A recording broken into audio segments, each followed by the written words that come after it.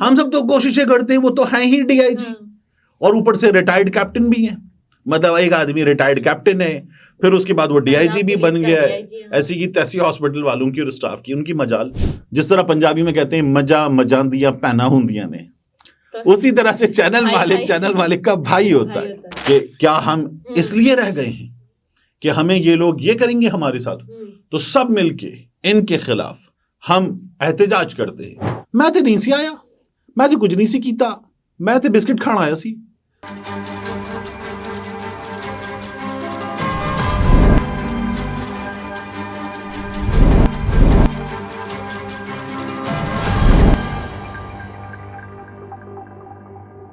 السلام علیکم, میں ہوں نمرا سہیل, آپ دیکھ رہے ہیں الگ نیوز. طارق متین ہمارے ساتھ ہیں.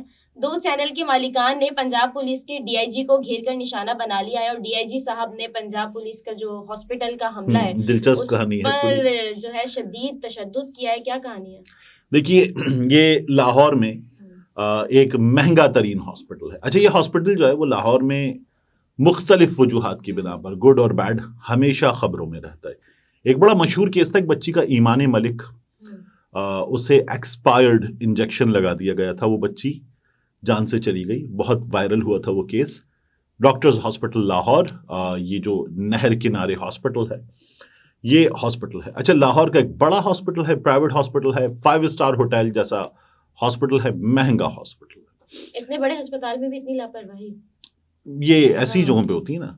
تو یہاں پر ہوا یہ کہ ڈی آئی جی صاحب جو ہیں, کیپٹن ریٹائرڈ لیاقت علی ملک, یہ آرگنائزڈ کرائم یونٹ کے سربراہ بھی ہیں.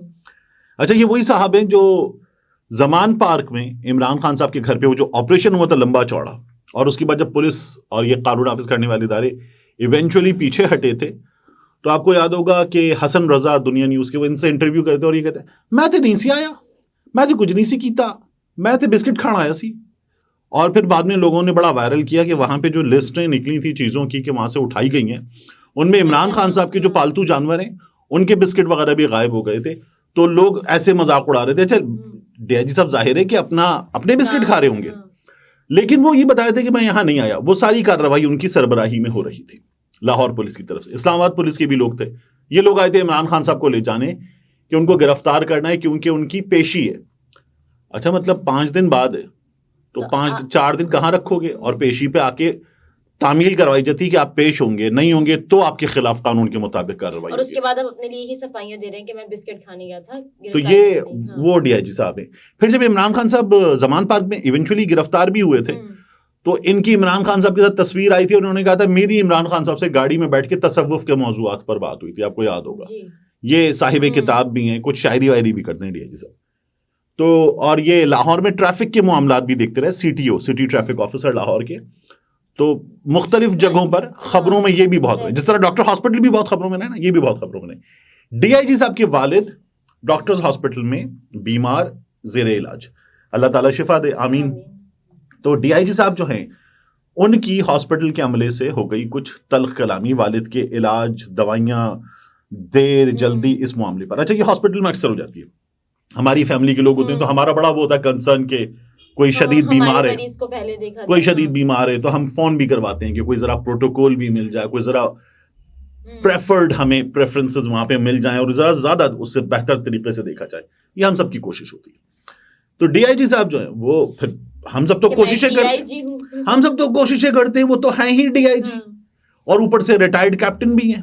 مطلب ایک آدمی ریٹائرڈ کیپٹن ہے, پھر اس کے بعد وہ ڈی آئی جی بھی بن گیا ہے. ایسی کی تیسی ہاسپٹل والوں کی اور اسٹاف کی ان کی مجال, اور پھر وہ عمران خان کو گرفتار بھی کر چکا ہے. تو ڈی آئی جی صاحب جو ہیں, ان کی ہاسپٹل کے عملے سے ہوئی کچھ تلخ کلامی والد کے علاج کے معاملے پر. یہ ہو جاتی ہے عام طور پر ہاسپٹل میں, اسی لیے جگہ جگہ لکھا ہوتا ہے فاؤل لینگویج, اسٹاف سے ایسے کرنا ویسے کرنا منع ہے. بہرحال یہ لڑائی ہوئی, اور وہاں پر ڈی آئی جی صاحب نے اس لڑائی کے بعد نفری بلا لی. نفری آ گئی, اور نفری نے آ کر ہاسپٹل اسٹاف کی ٹھکائی ٹھیک ٹھاک طریقے سے. اور اس میں خواتین, نرسز سب شامل ہیں, سب کو مارا پیٹا ان لوگوں نے. جو سامنے آیا اس کو محبت ملی.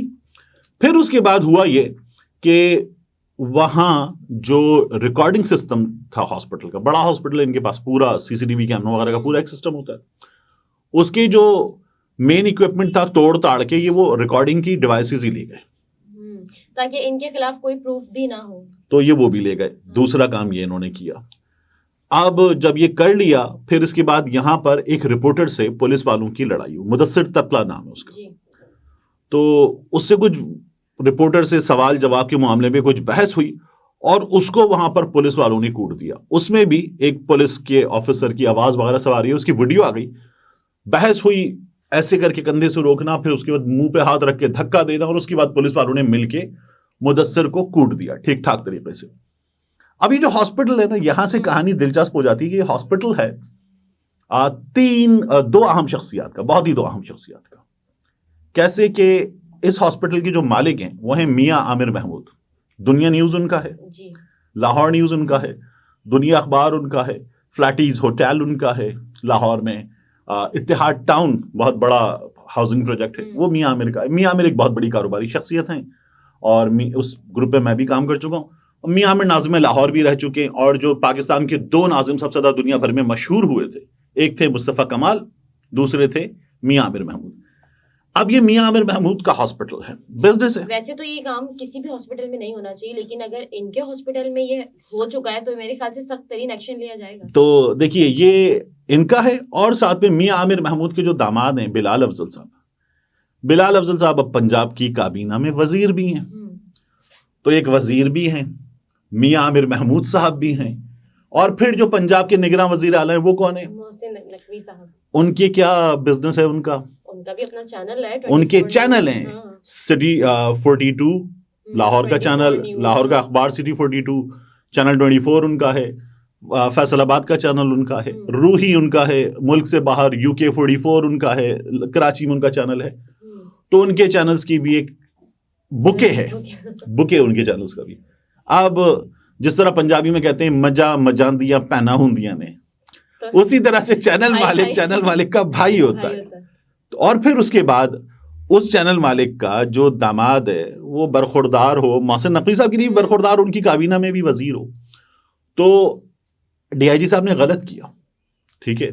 اب ہاسپٹل میں DIG صاحب کے ساتھ کیا ہوا تھا یہ کہانی DIG صاحب بتائیں گے, اور مکمل تفتیش کی جائے گی, یا نہیں پتا کہ بتائیں گے یا نہیں بتائیں گے, لیکن DIG صاحب کے ساتھ کیا ہوا تھا وہ DIG صاحب اب جو ہوا ساتھ لے گئے اپنے, ویسے بھی اب جو ہوا ہے اس میں تو DIG صاحب کو OSD بنا دیا گیا, ریکارڈ وہ لوگ اپنے ساتھ لے گئے. کچھ کیا ہے غلط تبھی تو ریکارڈ لے گئے. اب DIG صاحب نے غلط کیا, ہاسپٹل سٹاف کو مارا پیٹا, ہاتھ اٹھایا, نفری بلائی, غنڈا گردی کی. DIG صاحب نے غلط کیا, ٹھیک ہے, لیکن غلط اور بھی کچھ ہوا ہے. تو اب جو DIG صاحب کے ساتھ ہوا وہ ہونا کیا چاہیے تھا کہ اس کی ایک شکایت جاتی باقاعدہ طور پر, وہ شکایت جاتی کسی بھی تھانے میں کہ DIG صاحب نے غنڈا گردی کی ہے. اس تھانے کے بعد وہ آگے جاتی IG صاحب تک, IG صاحب تحقیقات کا حکم دیتے, تب تک کے لیے IG صاحب بنا دیتے DIG صاحب کو OSD, اور اس کے بعد تحقیقات ہوتی. DIG صاحب کو, لیاقت علی ملک صاحب کو موقع ملتا کہ بھائی صاحب آپ بھی آئیے بتائیے کہ آپ کی سٹوری کیا ہے, آپ کے ساتھ کیا زیادتی ہوئی تھی. ہاسپٹل کا سٹاف اپنے ساتھ ہونے والی زیادتی بتاتا اور اس کے بعد اس کا فیصلہ ہوتا. یہ ہونا چاہیے تھا, لیکن اس سے بالا یہ ہوا. اب دیکھیے نا سامنے اتنی طاقتور شخصیات ہیں, میاں عامر محمود صاحب بھی ہیں, محسن نقوی صاحب بھی ہیں, بلال افضل صاحب بھی ہیں, کابینہ میں وہ بھی وزیر ہیں. تو DIG صاحب تو پھنس گئے. اب DIG پتہ ہوگا کہ کس کا ہاسپٹل ہے, یا انہوں نے بعد میں ان کو معلوم ہوا؟ جس وقت آپ کے والد جو ہیں وہ اس تکلیف میں اور آپ اس غصے میں ہو تو اس وقت تو نظر نہیں آتا نا کس کا ہاسپٹل ہے. اس وقت آپ کو تھوڑی سمجھ میں آ رہا ہوتا, اس وقت آپ اس کیفیت میں DIG ہوں, اس وقت آپ اس کیفیت میں اس غصے میں ہوتے ہیں, اور آپ کے سامنے اسٹاف میں سے ایک کوئی فرض کرنے کوئی نرس ہو, کوئی عام سا ڈاکٹر ہو, تو پھر آپ کو پتا ہوتا ہے میں DIG ہوں, تو پھر آپ یہ کرتے ہیں. اب DIG صاحب نے یہ کیا اور کر گئے. اس کا DIG صاحب کو اندازہ ہو گیا غلط ہو گیا, تو DIG صاحب نے فوٹیجز چھپا لی. اب انہوں نے بھی غلط کر دیا, یہ بھی تھرو پراپر چینل چلتے ہیں. انہوں نے محسن نقوی صاحب سے کہا, چینل مالکان نے, ہاسپٹل مالکان نے جب کہا تو پھر یہ ہوا کہ محسن نقوی صاحب نے DIG صاحب کو, وزیر اعلیٰ ہیں تو نگراں وزیر اعلیٰ لیکن اب تو غیر آئینی ہو چکے, تو محسن نقوی صاحب نے DIG صاحب کو کیا سائڈ پہ بیٹھ جا آرام سے, ٹھیک ہے, اور DIG صاحب کو بنا دیا گیا OSD. وہ بن گئے اور DIG صاحب سائڈ پہ ہو گئے. تو کہانی جہاں سے شروع ہوئی تھی, DIG صاحب نے بھی غلط کیا, انہوں نے بتایا میں ڈی آئی جی ہوں, محسن نقوی صاحب نے بتایا میں وزیر اعلیٰ ہوں, میں وزیر اعلیٰ ہوں, یہ میرا دوست ہے, یہ چینل کا اتنے بڑے بڑے کاروبار کے مالک ہے, اور یہ ہمارا برخوردار ہے, یہ بھی وزیر ہے. تو اب جو ہے وہ ڈی آئی جی صاحب وزیروں میں پھنس گئے اور اچھی خاصی ہو گئی ڈی آئی جی صاحب کے ساتھ. خبر یہ آگے کیا ہوگا, خبر یہ ہے کہ ڈی آئی جی صاحب نے پھر اس کے بعد بیوروکریسی کے کچھ پرزوں کو ہلانے کی کوشش کی کہ کیا ہم اس لیے رہ گئے ہیں کہ ہمیں یہ لوگ یہ کریں گے ہمارے ساتھ, تو سب مل کے ان کے خلاف ہم احتجاج کرتے ہیں اور ہم اپنی آواز ریکارڈ کراتے ہیں, اور مجھے نشانہ بنایا جائے گا آج تو کل نشانہ بنیں گے آپ, تو ہم مل جاتے ہیں. یہ ہوا تھا پہلے احد چیمہ کے معاملے پر. احد چیمہ جب گرفتار ہوئے تو میاں صاحب وزارت عظمیٰ کے منصب سے اتر چکے تھے, شہباز شریف صاحب پنجاب کے وزیر اعلیٰ تھے اور نون لیگ کی حکومت بھی تھی, لیکن احد چیمہ گرفتار ہو گئے تھے. یہ جو پنجاب اسپیڈ کہا جاتا تھا میاں شہباز شریف کو, ان کا چہیتا گرفتار ہو گیا تھا. تو بیوروکریسی نے کہ ہمارا ایک بڑا آدمی, تگڑا آدمی, وہ جو ایل ڈی اے بھی ہیڈ کرتا رہا, مختلف چیزیں کرتا رہا, اور انہوں نے تو پھر ایک اور کام کیا تھا, یعنی سرکاری ملازم ہے جس کی لاکھوں میں تنخواہ ہے, جس کا 20 کنال کا بنگلہ ہے, بعض جگہوں پر تو 100 کنال کے بنگلے ہیں, اتنی بڑے بڑے گھر ہیں, محل ہیں, عالیشان ساری سہولتیں ہیں. تو اگر اس سرکاری ملازم کو یہ سب کچھ مل رہا ہے تو اس کے بعد کیا ضرورت ہے؟ تو انہوں نے جو کمپنیز بنائی تھیں, ان کمپنیز میں بھی ان بیوروکریٹس کو نوکریاں دے دی تھیں, اور ان کی وہاں پر سرکاری تنخواہ سے زیادہ تنخواہیں تھیں, تو دونوں تنخواہیں ایک ساتھ مل رہی تھیں.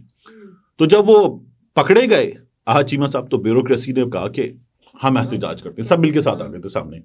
پھر اس کے بعد ذرا ان کو شٹ اپ کال ملی تھی تو چپ ہو گئے تھے کہ ٹھیک ہے, اگر کسی پر کرپشن کے مقدمات ہیں, اب یہی وہی احد چیمہ ہیں جن کو آج کل ہٹانے کی بات ہو رہی ہے, ابھی تک کوئی ہٹا نہیں سکا. اگر کسی پر کرپشن کے مقدمات ہیں تو اس کو نتیجہ بھگتنا چاہیے, کلین ہوگا تو باہر آ جائے گا, کلین نہیں ہوگا تو نتیجہ بھگتے گا. تو لیاقت صاحب نے کوشش کی ہے کہ بیوروکریسی ان کے حق میں ہلے. جو ابھی تک کی خبر ہے اس کے مطابق یہ کوشش کامیاب ہوتی ہوئی نظر نہیں آ رہی. صحیح, تو اب دیکھتے ہیں کہ آگے کیا ہوتا ہے. صحیح ناظرین, گفتگو آپ نے ملاحظہ فرمائی. طارق متین ہمارے ساتھ تھے, اجازت دیجیے, اللہ حافظ.